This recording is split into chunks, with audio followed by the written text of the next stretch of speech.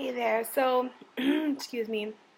I'm going to be recording this from bed. As you know, I have to be on bed rest. So, what better way than to record?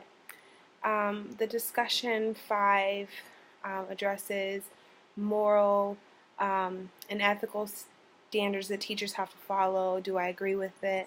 Um, I do. I think that um, we should be held to a higher standard in the sense that we are molding and shaping young lives. However, I don't think that, if I decide to go out with some friends and have some drinks, um, that should be considered wrong.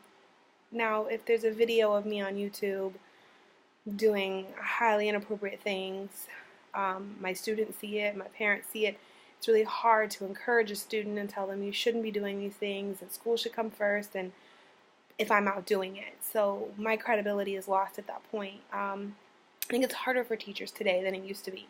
Before, there wasn't Facebook, there wasn't YouTube, there weren't all these outlets for people to see. So you could go out and have your life and come back to the classroom, and really the only way people would find out is if you ran into a parent or, whatever.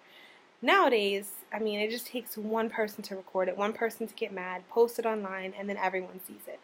And Facebook, I don't have a Facebook for that reason. I don't like people,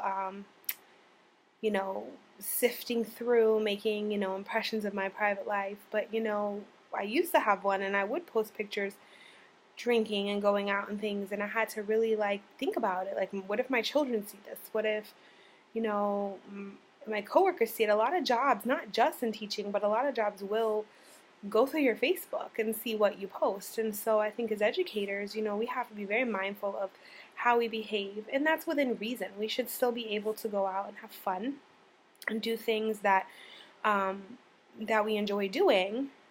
Just we also have to keep in mind that there are standards that we're being held to. There are people watching. There are people who look up to us. If I'm an accountant and I'm out, and I'm not, I'm working with figures and things like that, I'm not the face of a classroom.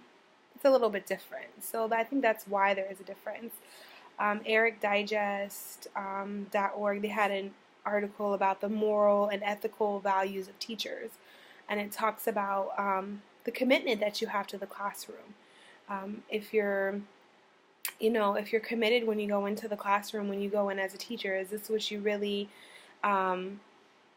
want to do? Is this, do you put all your time and your commitment, and is your work done, and are you engaged? If you're engaged with your class and you're leading your class and you're taking the time to be involved and do the right thing and making sure that your students are learning, then, and you go out and you have fun on the side, within reason, there's nothing wrong with that. But is your life taking over what you're supposed to be doing at work?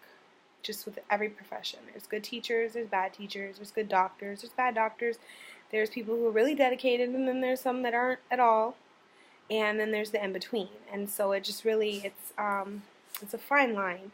And I think sometimes when we go out, things can be misconstrued, and that's another issue. People only see one side of what you're doing if it's being recorded or talked about. They don't see the whole picture. And so that's why I think that if you just very careful and you walk that line, then you don't have to worry about those things coming back to you.